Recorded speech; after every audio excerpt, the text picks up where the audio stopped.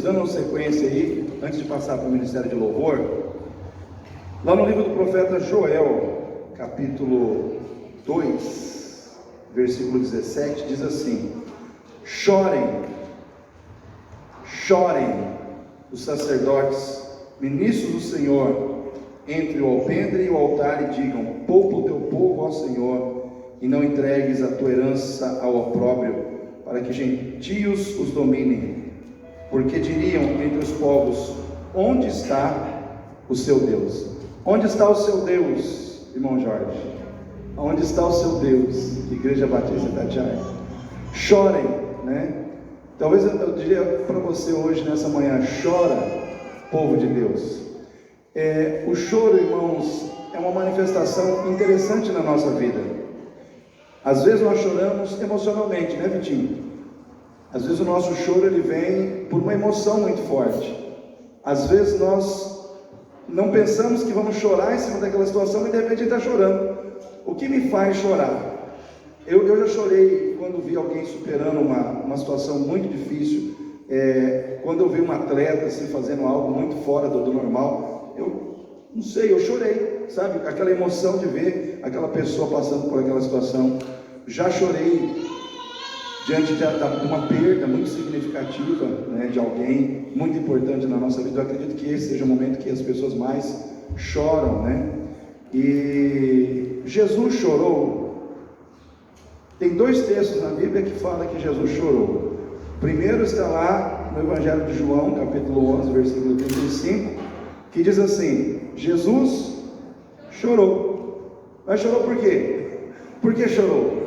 Ele chorou por causa de Lázaro, porque Lázaro havia morrido, e naquele momento ele sentiu ali a ausência daquele amigo. Chorar por causa de uma amizade. Você já chorou por causa de uma amizade? Né? Já chorou por causa de alguém que você amava muito, que lhe era muito caro, muito especial, né? Jesus chorou por esse motivo.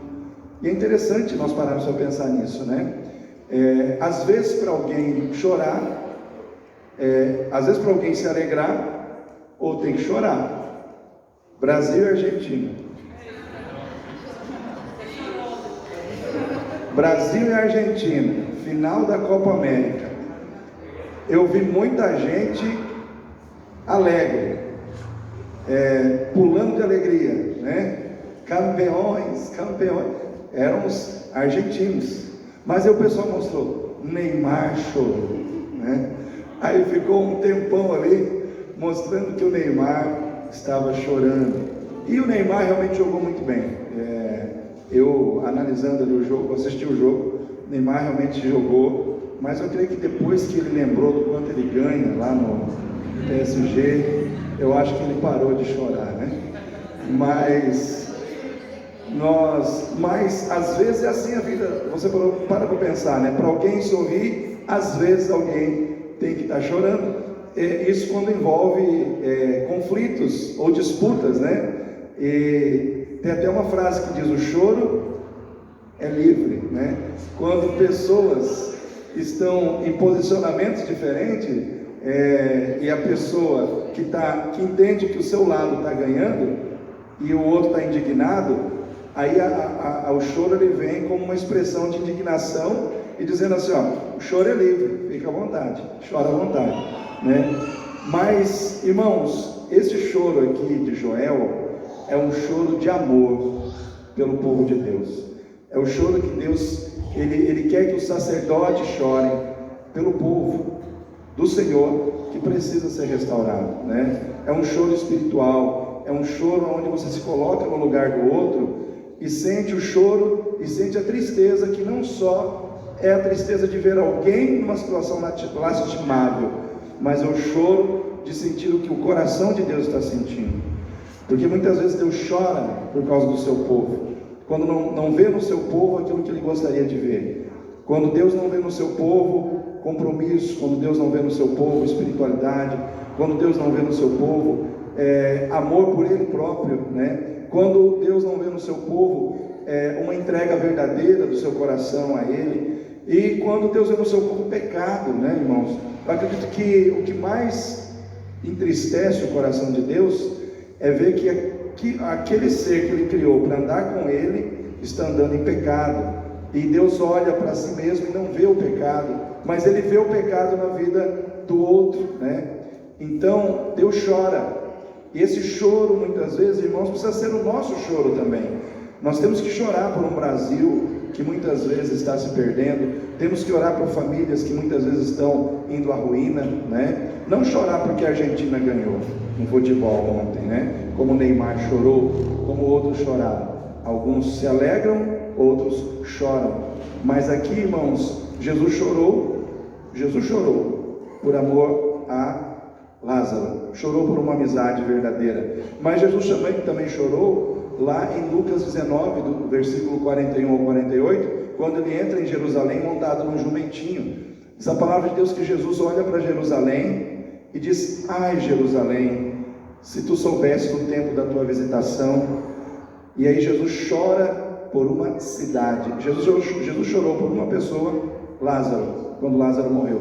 Mas Jesus chorou por uma cidade inteira, Jerusalém. E depois que Jesus entra montado no jumentinho, ele vai para o templo. E aí a gente começa a entender por que Jesus chorou. Porque ele vê a banalização do sagrado. Será que Deus chora quando ele vê o que é dele, o que é sagrado sendo banalizado?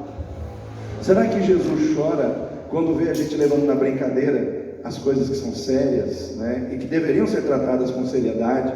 Então, hoje eu quero só pensar nisso. O choro, né? O choro é livre, o choro do nosso coração, o choro do coração de Deus. Não sei se eu vou pregar sobre isso à noite também, porque quando a gente começa a meditar em alguma situação, você começa sabe, receber do Espírito aquilo que está ali, e você quer compartilhar. Não sei ainda, né? Mas eu quero abrir esse momento de louvor pensando nisso. A gente fala só de sorrir, mas a gente precisa chorar. Às vezes a convocação de Deus é para chorar, né? E esse choro não pode ser só um choro emocional, tem que ser um choro por motivos espirituais. Amém, igreja? Vamos ficar em pé nesse momento, para que a gente possa louvar a Deus, louvar ao Senhor. Despedir você. Antes, deixa eu só falar para muitos que não participaram da semana de oração, não estiveram aqui durante essa semana. O dono dessa casa aqui, ele entrou aqui na igreja na quarta-feira e ele gritou aqui dentro, desrespeitou, fez um barraco aqui dentro da igreja, né? Por causa do volume do som. E aí eu fiz uma reunião com o Ministério de Louvor ontem, a gente vai fazer uma reunião na quinta-feira também. Mas hoje, por exemplo, o que os irmãos acharam do volume do som? Tudo. Porque vocês vão me ajudar nisso também, né? Porque depois que aconteceu tudo isso, eu fui lá na casa do homem, a gente conversou, a gente se acertou, e eu assumi um compromisso com ele de fechar essa porta aqui por enquanto, até pelo menos no momento em que a gente vai equalizar o volume do som aqui e a gente entender que está tranquilo. Porque muitas pessoas estavam aqui na quinta-feira e falaram: não, pastor, o som da igreja está alto. Muitos dos irmãos que estão aqui falaram isso no dia, né? Inclusive alguém mencionou, que até tocou no assunto do Gerson também, que o Gerson com dor de cabeça, não sei nem se o Wander sabe dessas coisas também, mas que o volume do som da igreja, que nós produzimos aqui em cima é alto.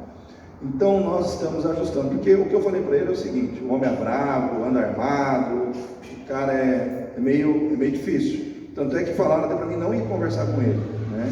Porque ele ia me desrespeitar, ele poderia me dar um tiro, ele poderia isso, poderia aquilo. Falei: não, mas eu tenho que conversar com ele, né? E orei antes, falei: Espírito, vai na frente, né?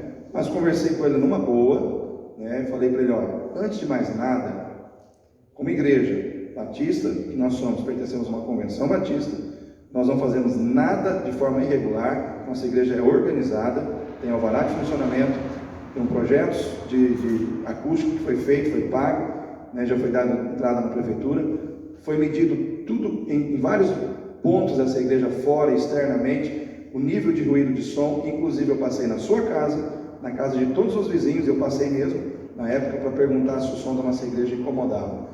E eu falei: olha, todos os vizinhos, inclusive dentro da tua casa, porque é a primeira vez que eu estou vendo o senhor nessa casa, que eu já vi aí jovens, a pessoa que me atendeu aqui era uma senhora, todos falavam assim que a gente estava tranquilo em relação ao nosso som. Então, como que eu vou arrumar um problema que para mim não existe. Então o senhor tem que entender isso. Mas eu falei, acima de tudo, acima de estar amparado pela lei, acima de ter alvará, o que eu quero é ter um bom relacionamento com o Senhor, porque Jesus morreu na cruz pela tua vida, pela vida da sua família, e eu não quero apenas resolver um problema com o Senhor, eu quero ver o Senhor lá dentro da igreja cultuando a Deus conosco. Esse é o meu projeto. A igreja não está aqui para ser problema na vida de ninguém, a igreja está aqui para ser bênção. E a maior das bênçãos que a igreja proclama é a salvação em Cristo Jesus. E essa salvação precisa entrar na tua casa também. Então eu falei, eu quero um acordo de cavalheiros. Eu quero estabelecer com o senhor aqui uma situação, Se para o senhor for suficiente a gente fechar essa porta, não tem problema nenhum. Ainda que a lei diga que eu posso ter a porta aberta, para mim não tem problema nenhum, para a gente poder estabelecer um relacionamento bom e amigável. Aí ele me pediu desculpas, me pediu perdão, reconheceu que foi grosso, que foi isso, que foi aquilo, que exagerou, Mas também falou que todos os vizinhos aqui são hipócritas, porque eles têm problema com o som sim, mas não falam para a gente, vão reclamar para ele, porque ele é advogado. Esse senhor aqui é advogado, ele falou assim, vários vizinhos aqui pediram para mim tocar um processo nessa igreja. O senhor sabia disso? As pessoas vêm aqui no meu portão pedindo para mim lançar um processo judicial contra a igreja.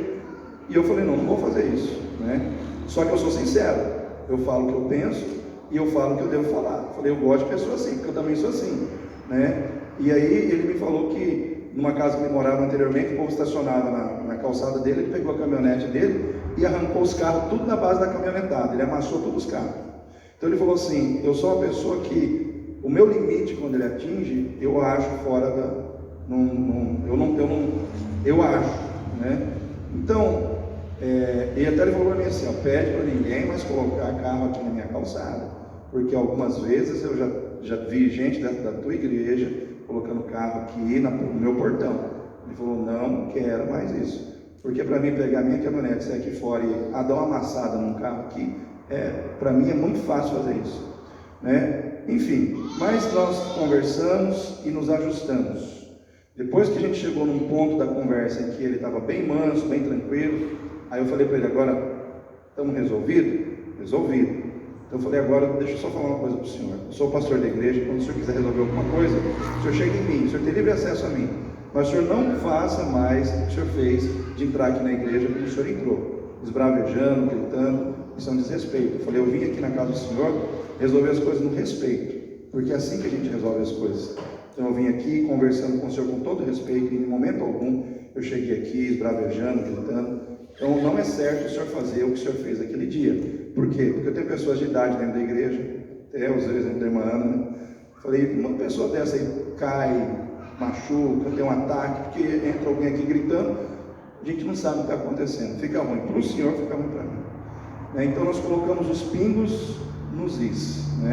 Só que ele falou, tudo bem, pastor, estamos alinhados, eu não quero causar problema para vocês, eu até admiro o trabalho de vocês. Aí ele falou da tarde alegre, das crianças. Ele falou assim, eu vejo o trabalho que a igreja tem feito. Eu falei, então, nessa igreja aqui ela ajuda na ação social, ela já deu cesta para famílias aí nesse período de dificuldade, a gente faz trabalho social, a gente tem trabalho com crianças. Ele falou, não, eu reconheço tudo isso, eu só me importuno no som. O que me tira do sério é eu não poder assistir meu jornal porque o volume está alto. Então, ele falou, o senhor prometeu para mim, está prometido. A palavra do senhor eu vou acreditar. Mas é aquela história, eu vou ficar cuidando, eu vou ficar observando. Então, por isso nós vamos deixar essa porta fechada por um tempo aí, Por isso eu estou avisando a igreja, os irmãos estão acostumados a entrar por ali. Nós vamos entrar pela frente da igreja, ou por aqui. Essa porta vai ficar constantemente aberta, e a da frente também. A mesinha com o gel vai ficar lá na frente, ou do lado de fora, ou do lado de dentro, não sei. Mas é bom porque o povo não vai na frente da igreja, Os irmãos percebem que ninguém entra pela porta da frente da igreja. Então nós vamos começar a entrar. Por uma questão, irmãos, de amor ao próximo. Porque do que adianta a gente ser igreja? A gente está fazendo igreja para o nosso gosto pessoal. A gente está fazendo igreja para ganhar as pessoas. Aí as pessoas começam a ficar com raiva da gente.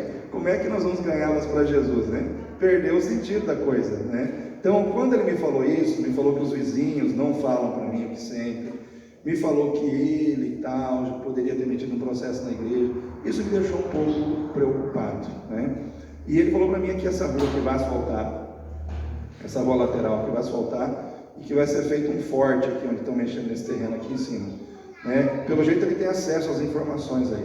Ele até tirou a placa de venda, falou: eu vou esperar asfaltar, para depois eu vender a minha casa. Então, boas notícias para nós, vai asfaltar aqui, isso vai ser maravilhoso, né, para nós também, né? Então, queridos, eu estou apenas compartilhando essa situação para que todos nós, como igreja, somos igreja, nós temos que entender as coisas que acontecem e a maneira como as coisas também são resolvidas, né? Então, por hora, graças a Deus, está tudo alinhado, tudo acertado, mas a gente precisa então fazer um esforço adicional aí, né? Principalmente nós que estamos aqui na frente, né? Não tanto vocês que estão aí, mas nós que estamos aqui em cima, né? Então, a cada culto a gente vai, talvez hoje à noite pergunte: e aí, igreja, como é que está o som, como é que está isso? Vocês vão estar ajudando a gente também a cuidar desses detalhes, tá bom, igreja? Vamos ficar em pé para nós estarmos orando.